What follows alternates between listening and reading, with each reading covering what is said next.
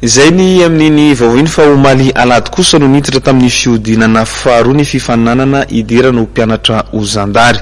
Nanaramaso sy nitafa tamin'ireo mpiadana nandritra izany generaly Andrianjanakanjato Arso, komandeny zandarmaria pirenena malagasy. Teo jerentsika indrindra ary izay fanadidina izay. Omaly alahady no nanomboka niditra tamin'ny fiodinana faharoa ny fifananana idirana ho mpianatra ho zandary ao amin'ny sekoly zandarmaria malagasy ao Ambositra. Namaly ny antso tamin'izany ireo mpiadana tafita amin'ity dingana manaraka ity, izay kiondalana farany ho azy ireo, ary izay tafita dia tafiditra ho isan'ireo mpiofana ho mpianatra ho zandary. Adina ara-panatanjahantena no hatrehan'ireo mpiadana manomboka izao, ary ao anatin'ny 12 andro no natanteran'izany. Entitra dia entitra ny generaly Andrianjanakanjato Arso, komandeny zandarmaria nandray ireo mpiadana Omaly alahady.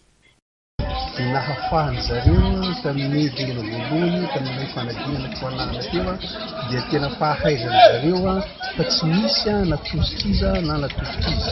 Noho izany raha misy zany ilaza fa nanosika andrano na nanosika andrano ka tokony andoha vola aminy ilay mpifaninana dia olona fandainga sy fanitaka izany olona zany ka tsy tokony olona kory.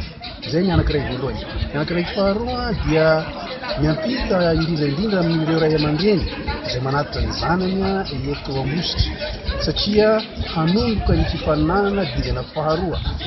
Misy ireo zatra manao lalan-drinina izay laza fa mahatafiditra andranona na mahatafiditra andranona amin'ny alalan'ny fandoavana vola dia efa nampitaina ihany koa zany fa zavatra tsy marina izany fa ny fifaninanana rehetra eto dia ezahana ho madio ary tsy misy idiran-resaka vola eto fa ny tanjaky ny zaza sy ny fahaizany izay no mahatafita na tsy mahatafita azy.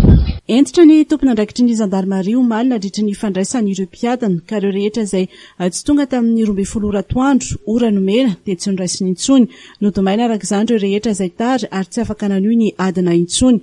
Nampatsiany komandeny zandarmaria fa 3 no namony ainy tamin'ity adina ara-panatanjahantena ity izay vokatry ny fisotroana zava-pisotro mampatanjaka.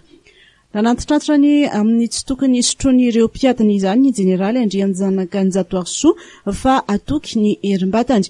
Vofantatra aorian'ny siatrehan'ireo mpiadana ity fiodinana faharoa ity izay tafita sy hiditra ny sekolin'ny zandarmaria anaraka ny fiofanana mandritry ny herintaona izay ampiofana azy ireo ho mpianatra ho zandary.